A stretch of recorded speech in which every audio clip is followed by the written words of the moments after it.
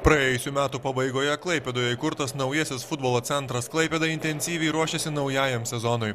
Glestum klubo rungtyniavusio pirmojoje šalies lygoje teisės perėmusi Klaipėda kol kas mažai skiriasi nuo savo pirmtakės. Klaipėdos klube treniruojasi Glestumui atstovavęs jaunimas, žaidėjai iki šiol dėvi buvusio klubo aprangą.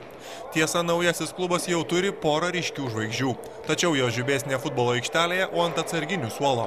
Komandą treniruoja buvęs Lietuvos rinktinės saugas Saulius Mikalajūnas, kuris tvirtina, jog ekipai jau siūlosi ir pajėgus žaidėjai. Šiuo metu komandų yra tai senas Glestumo vadinkim pagrindas, šiek tiek jaunimo biškiuką sporto mokyklos įsiliejo, gal jaunesnius bandysim imti, o nori atvažiuoti, čia skambinasi, žiūrim, galvojam, kaip čia bus toliau. Klubas tvirtina, jog sieks teisės žaisti A lygoje ir jei tokia galimybė atsiras, komanda sustiprės.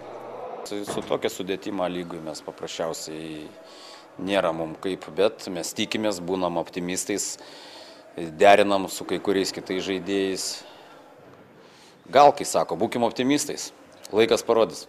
Klaipėdoje treneriu dirbs praeityje dar vienas garsus futbolininkas Tomas Žiukas. Pirmą kartą į trenerio kėdę atsisėdęs futbolininkas į komandą buvo pakviestas po konkurso, kurį laimėjo kartu su Sauliumi Mikalajūnu.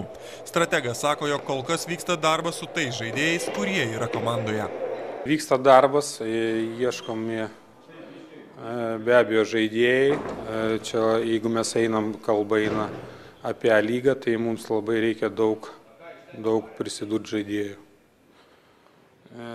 Ką mes dabar šiuo momentu turim, tai vienas kitas, aš skaitau, gal jis ir yra kokia A lygio žaidėjas, bet ne visi.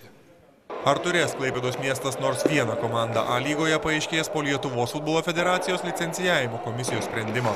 Dabar futbolo centras Klaipėda, kaip ir kita uostamiesčio ekipa Atlantas, turi garantuotą vietą pirmojoje lygoje.